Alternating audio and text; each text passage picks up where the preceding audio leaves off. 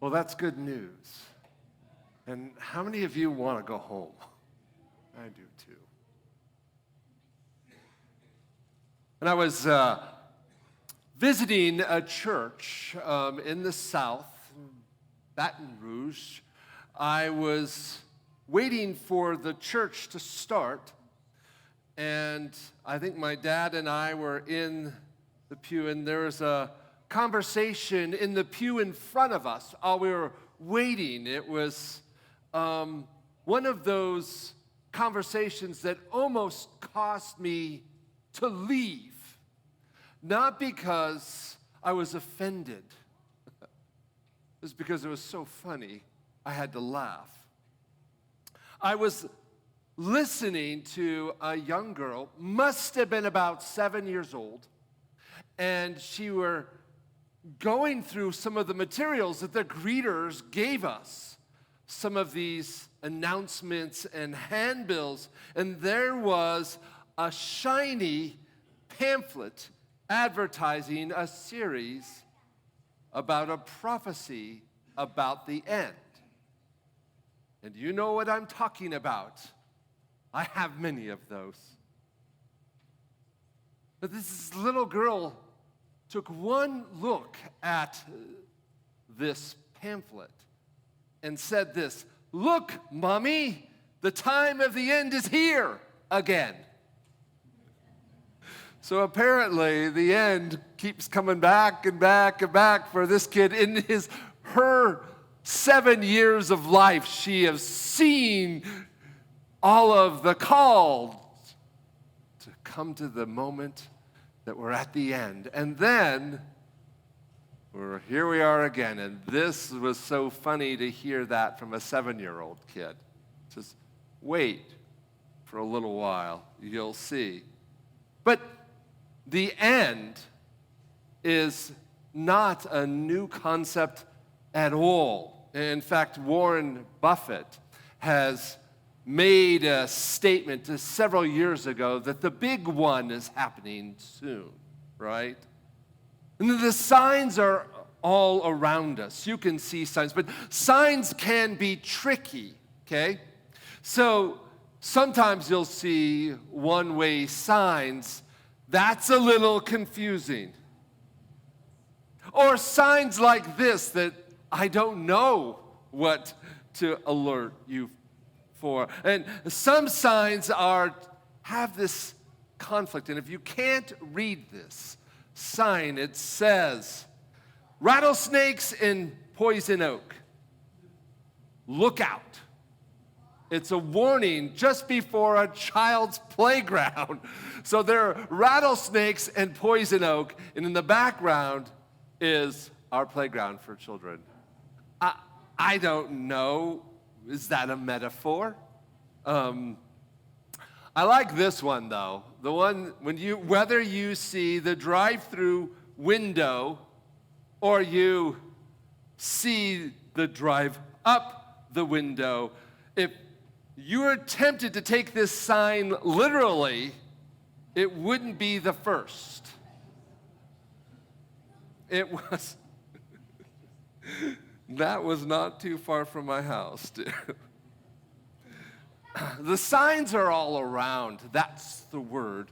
And how do we know? Because these signs are supposed to let us know where the end is imminent for us. Right? Is that the purpose for a sign? Is to let us know that we're at the end? Well, Jesus must have said to us, look for the signs, right? Nope. In fact, Jesus would say, it's a foolish generation that looks for a sign. However, the disciples are the ones who asked for the signs. And you'll see it here in this passage. Matthew 24, verse 3. It is not Jesus that's offering signs. It's the disciples who are asking it. As Jesus was sitting on the Mount of Olives, the disciples came to him privately and said, "Tell us, when will this happen? And what will be the sign of your coming and the what? The end of this." Who wants this? The disciples. And so this question, it prompts 2 chapters of Jesus' teaching. Now you look at the book of Matthew, it's broken up to 5 major sections, right? And every section has a teaching moment. It's almost like, you know, when your parents are going to give you a lecture. They warm up, they pull out their, they use some stories, but you know when the lecture is coming. And then usually, hopefully, you'll know when it ends. But there are 5 of these lectures or bodies of teaching. This is the last one that Jesus offers to his disciples. 2 full chapters prompted by the disciples asking about the end. And if you like the drama, if you like the crisis, and you want to look for all of the dynamics, it's going to awaken your mind that this world is broken and it's falling apart. You can find those. However, when Jesus receives this question, Jesus really has 3 answers. What will be the sign? And in the end, Jesus really gives 3 types of answers, okay? There's an answer, and you know what I'm talking about. When you ask people, they have a question, and they don't give you the full answer, that's what we call an answer, right? And then there is the answer that you're looking for, a little bit more specific. But then a real good teacher will give you more than just an answer, and that your answer, but it'll give you more. Maybe give you a question that you had not thought about. Maybe awaken more. Maybe your question is framed a certain way, but if you were to turn it this way, you might find something more fulfilling and meaningful. So we're going to look at these 3 answers. We'll start first of all of an answer, okay? In Matthew chapter 24, Jesus responds to this question, what is going to be like at the end and when will this happen? Jesus' answer is, hold on, don't be deceived. This is going to be tricky. And he goes on to respond by giving some information. He says, there will be fake messiahs. Well, do you ever heard about a fake messiah? You've heard about fake news, right? This is a fake messiah. This happened at the time of Jesus' birth as well. People were looking for messiahs because prophetically they knew Jesus was going to be in town.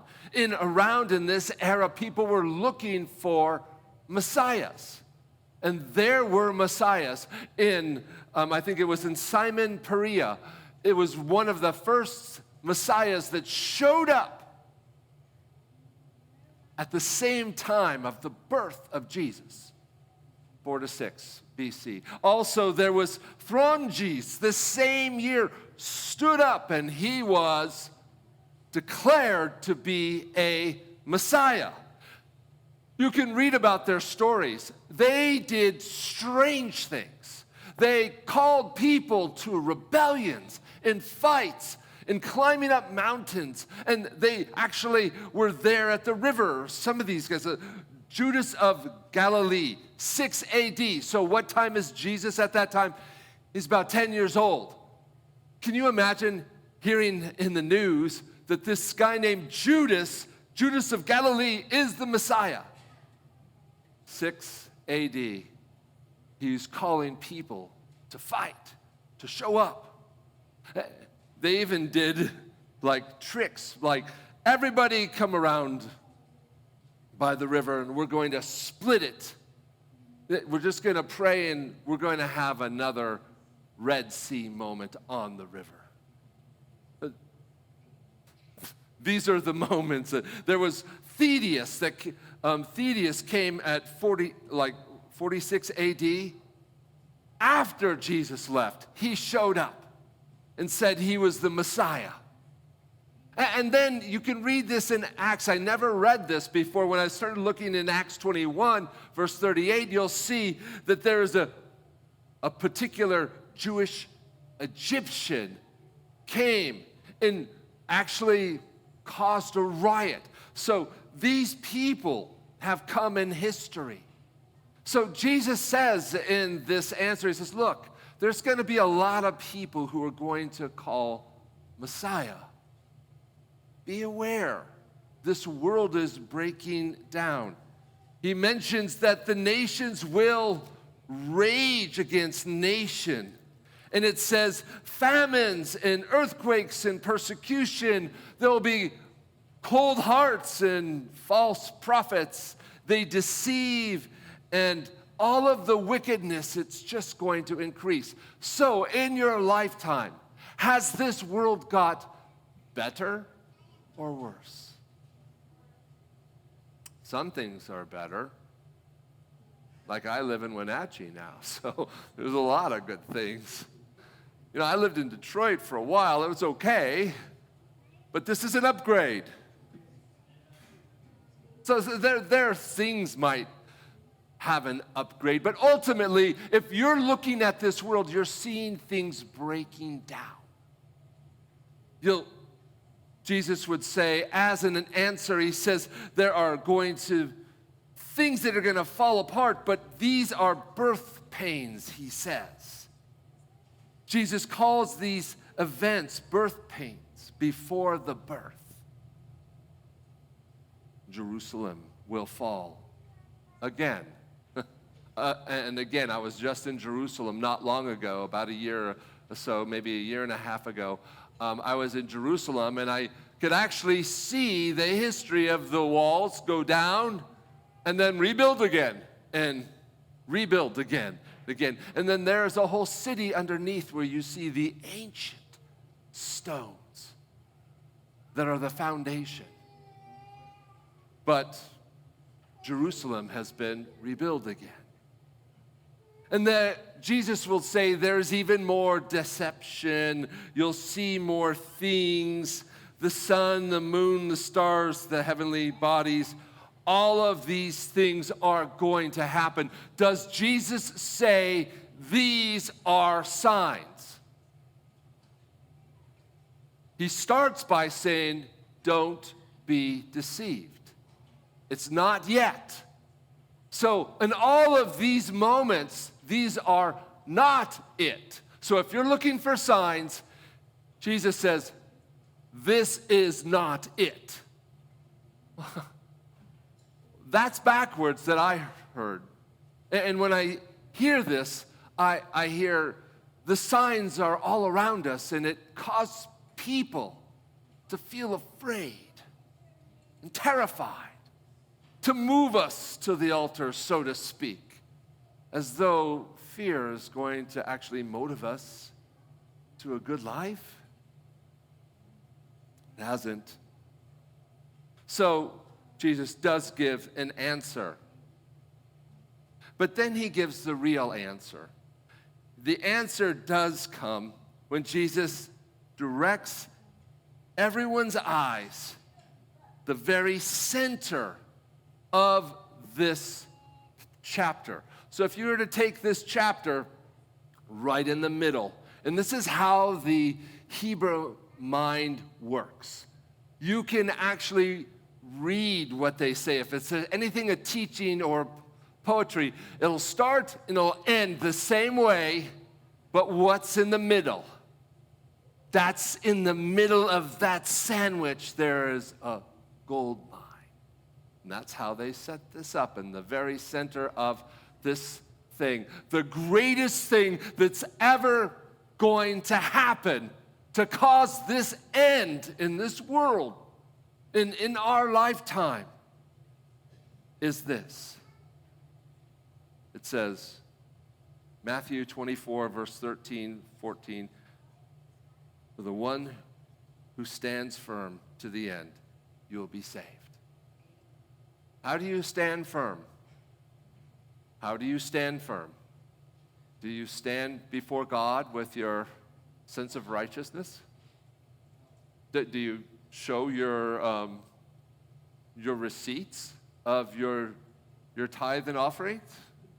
Do you stand up with your deeds of kindness? What about all of the things that you chose to avoid to do? You could put them on a list. Is that how you stand firm? What is the only thing that we can stand up at the end? It's only claiming the righteousness of Christ on us. In fact, I challenge you with a homework assignment.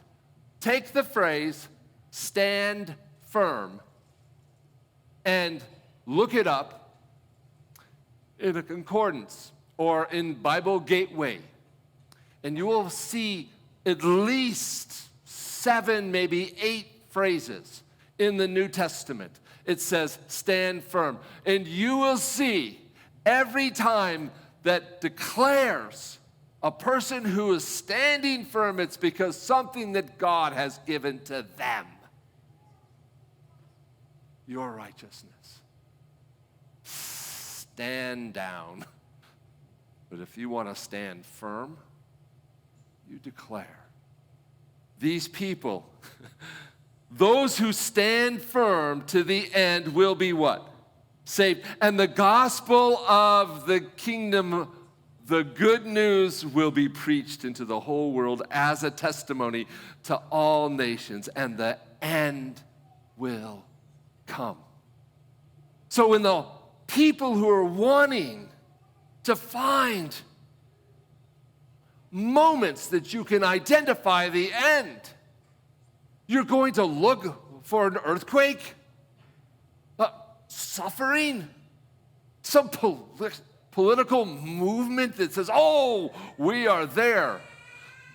Jesus is saying, if you are looking for the end, you need to look for not the brokenness in this world, but the good news that's been given to this world. So when you focus on the gospel instead of the brokenness, you're in line with Jesus' answer. What is Jesus' answer? He gave an answer. Hey, look, these things are going to happen. But I'm going to give you the answer. The answer is the most important thing that's going to happen, that's going to show a sign of the end, will be when we're about the good news. And I don't know about you today, but do you have good news to share with people? I mean, what would you say? What's so good about the good news? Last 6 weeks, we've been talking about the good news. So what really is the good news? That is what's going to drive an end time mindset into a time of glory and kingdom of God. Don't you think that this is interesting, that this whole teaching moment It's not a classroom or a temple. Where did this happen? It's an orchard. It's called the Olivet Discourse.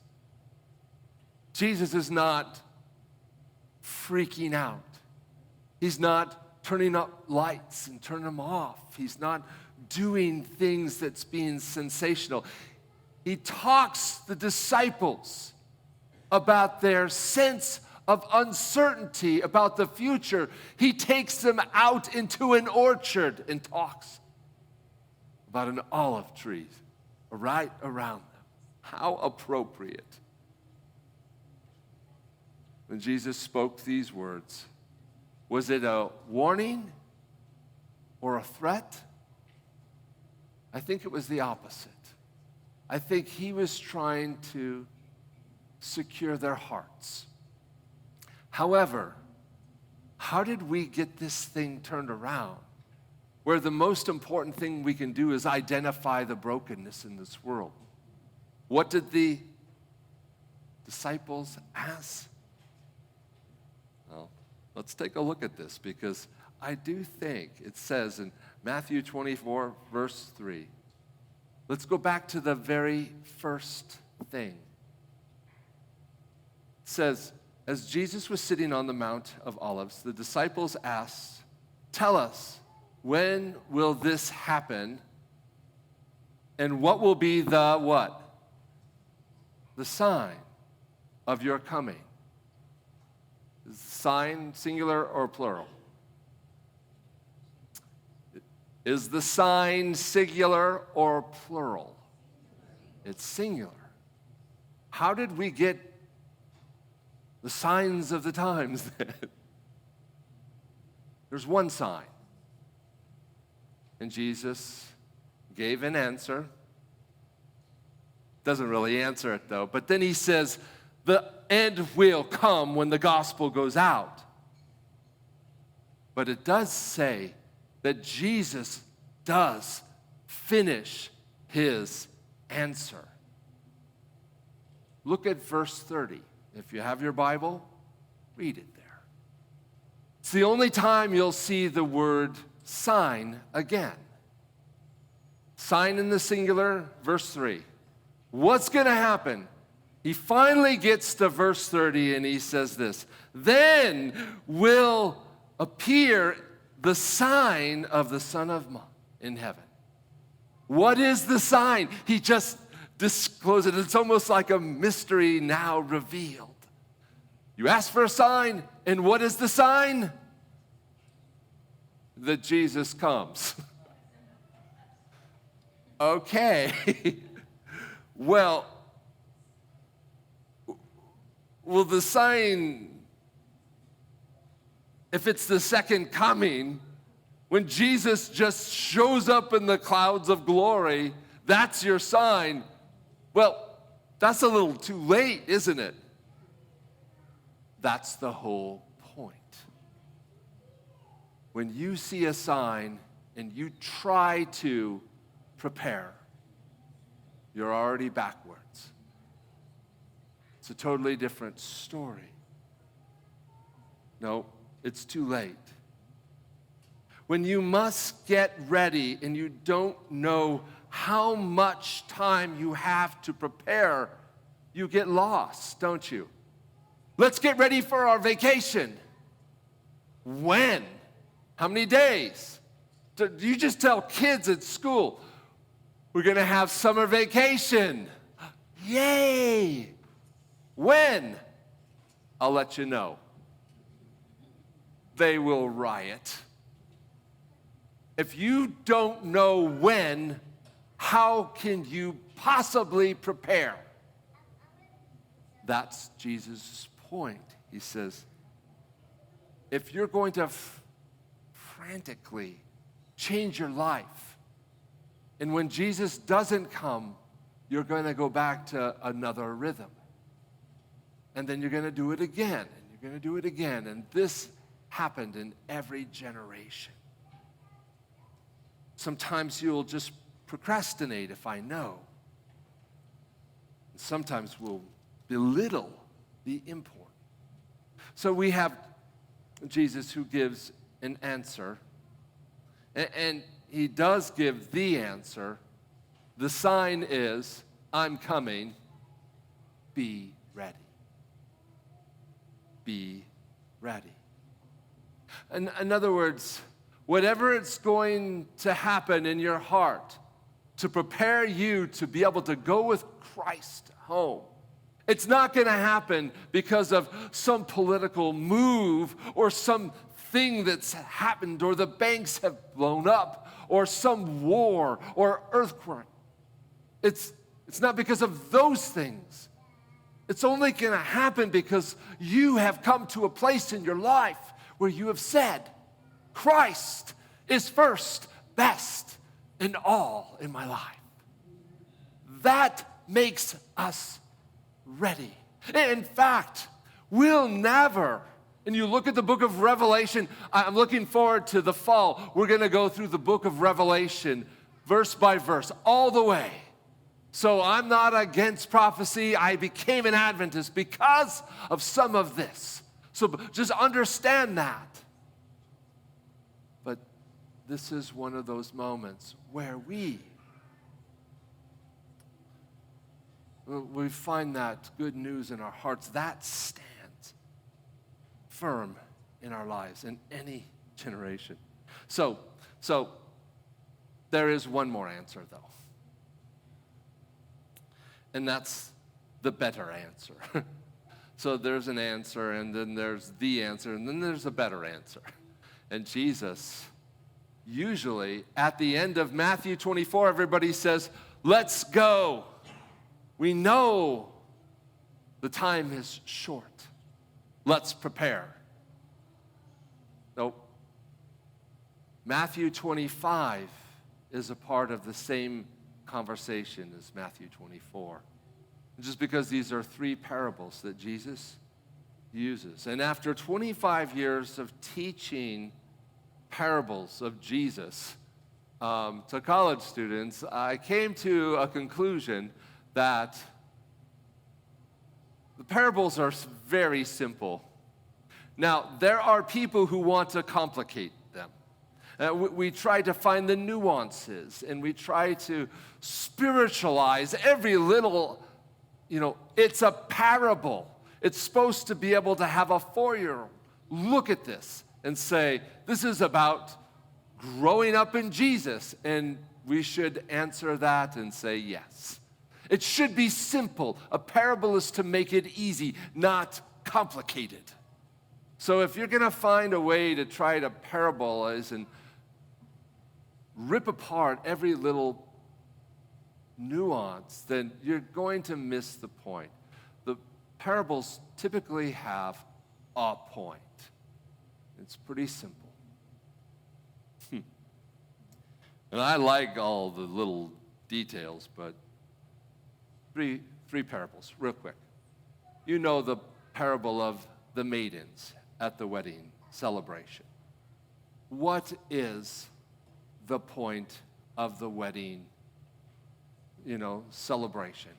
10 maidens are there for the wedding. 5 of them are foolish and 5 are wise. Why are some wise? It's because of one thing: extra oil.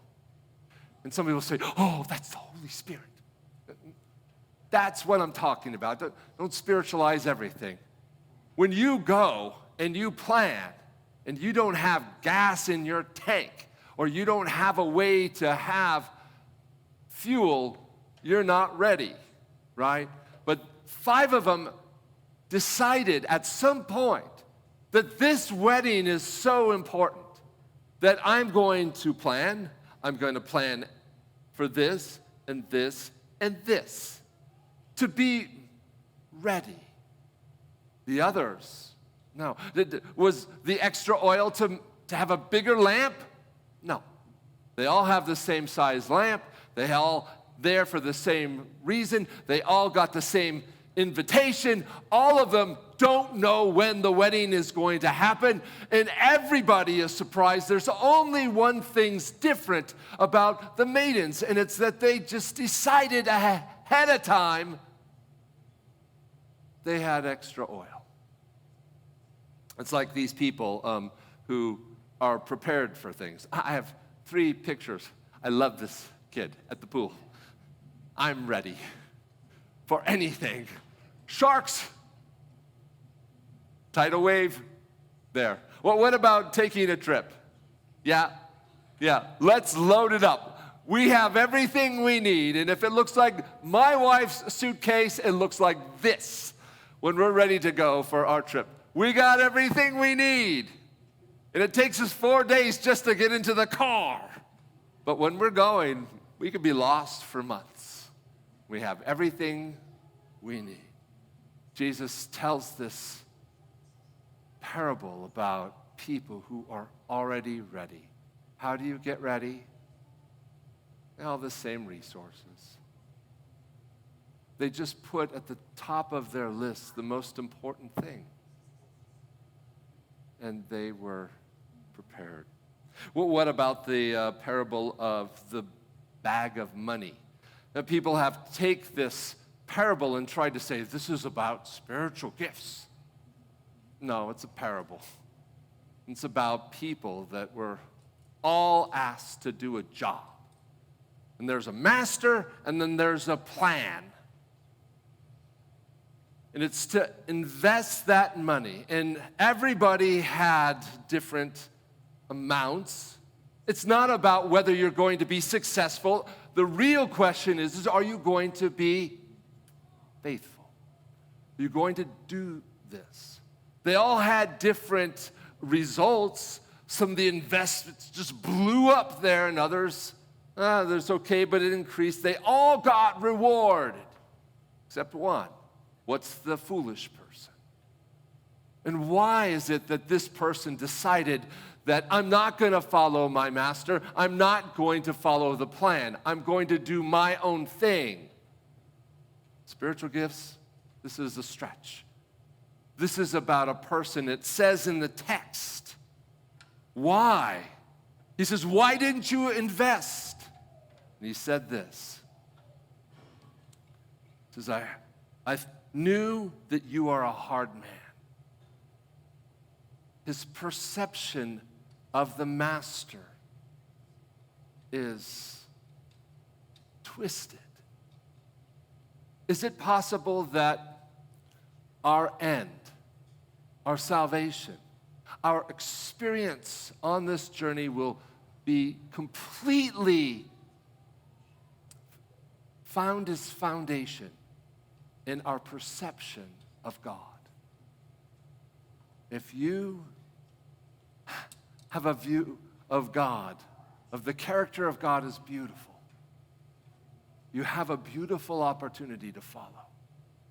But if your God is stingy, overbearing, unmanageable, your walk will be the same way. He said, I knew you were a hard man. And he says, so I was a what? Afraid. Remember what I said before? Fear does not drive us into good news, and it doesn't go us all the way to the end. We will not stand because you're terrified. So, the people made the decision that I'm ready now. I'm standing here, I'm ready. I have everything I need to do. If Jesus walks in, are you ready? Can you say that? Yeah. You have standing firm on the grace of God. And now he's saying, yeah. And there's this master and there's this plan, and I am just going to follow it. And then the sheep and the goats, that's not actually a parable. It's more of an analogy at the end. It's a kind of a different structure, but it says when the Son of Man comes in its glory, and all the angels, we're talking about the end then, right? This is the judgment scene. And you can identify the sheep from the goats by what? How people have been faithful to do the work that they have done. Now, you need to notice these two groups for sheep and goats, and I've had both of them. So you can recognize them. They had kind of the same experience, didn't they? They all had a job to do, and these are basic things to meet the needs of people in our world. Okay? And in this moment, all of them say the same thing. Those who are sheep and goats, they both say, when? I didn't see you. I didn't identify you. I didn't see you there. I just gave food to some dude and this woman. I visited them, but I didn't see you. See, there's the point about the signs. It says, your vision is going to deceive you. It's not going to be something that you can always see. And our faith will have to drive us into different places. So, those who come into the time of glory are people who didn't even see that they did it. They were just following the plan. See, I think it's this. Spotting signs in this corrupt world is easy to do. But end time people is not about the ability to say we have the truth. They have the truth. Because those who really do have the truth have the truth in their hearts. The one who is true is in our hearts. And I think that's unmistakable. I think Jesus is basically saying in this whole scenario, in answer to one of our questions is, looking for signs, look for an opportunity to do the gospel. If you're concerned about the end, think about how to get the gospel out there. And ultimately, follow the people who are end-time people in these 3 chapters. Be ready. Stand firm. Do you know the plan? Do you know the planner? And ultimately, don't trust your eyes. Do what you're called to do. And you'll be there. We will be there.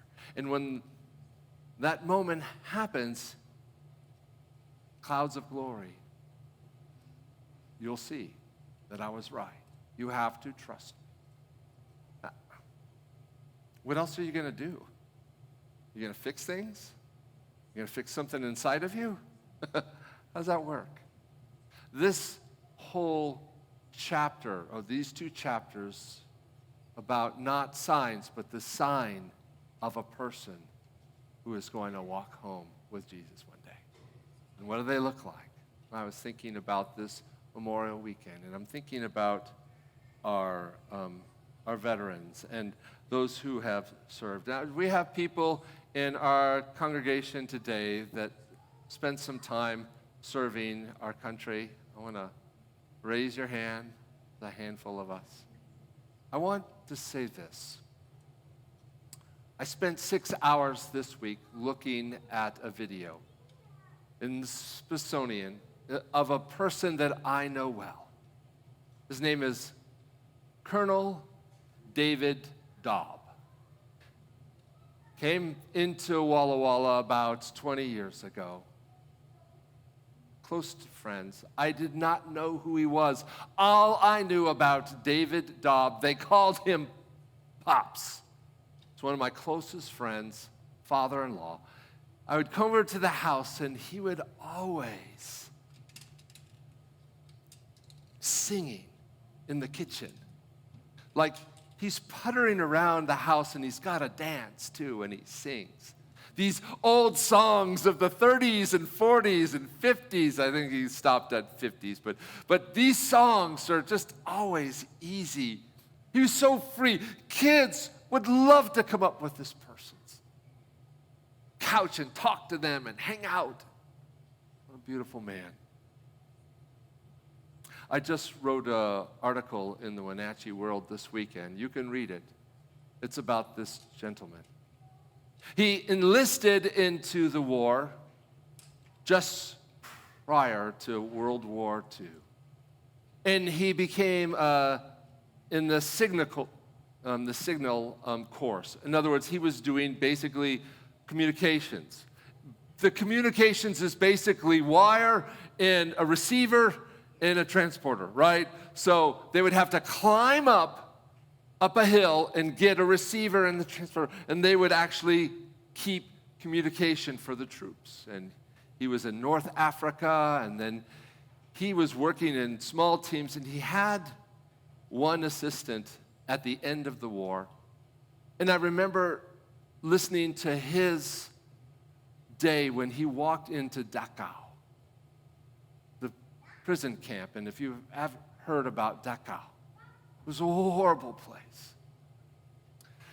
After the war was ending and Hitler was gone, the whole thing started to move to a resolution, but they were still moving.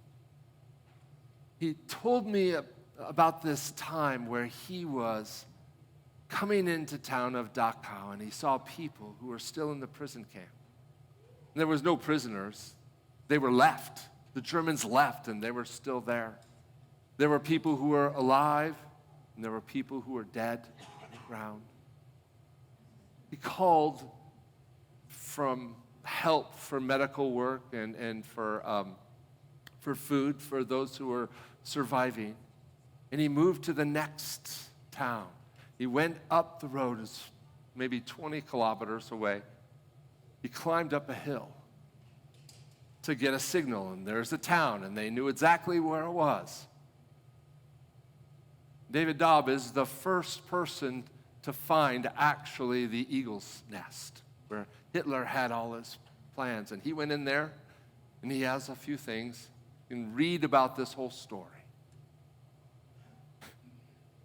He got a couple souvenirs as well from the house.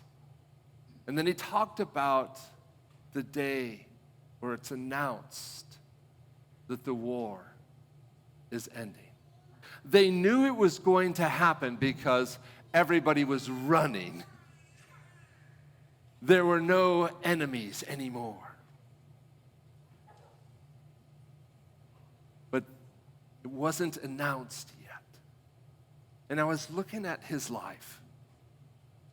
He lived almost 100 years old. And he saw so many things in his life. And you know what he decided to do after he retired? Instead of wanting to become a general, they offered him to be a general, and he retired to be with his family, kids and grandkids. You know what he did, though? He taught high school English for 10 years after he already retired. You start to see people's character shows up. And these are people who have seen the worst and believe the best. And these some of our soldiers who have done that. And somehow they find a way to sing and dance and teach high school kids and to be a beloved family man. This is the sign of a person who is ready. So I just want to look at this season right now and ask you a question. Are you ready? If you're thinking that I need to get this in order, if you're going to fix this, I need to confess this, by definition, you just confessed. Is there anything that you can actually do? That's good news, isn't it? Stand firm. There'll be moments where things look like it's falling apart. And then there's going to be moments where nothing is happening. In all of it, stand firm, be faithful. And I think we'll go home one day. What do you say, saints?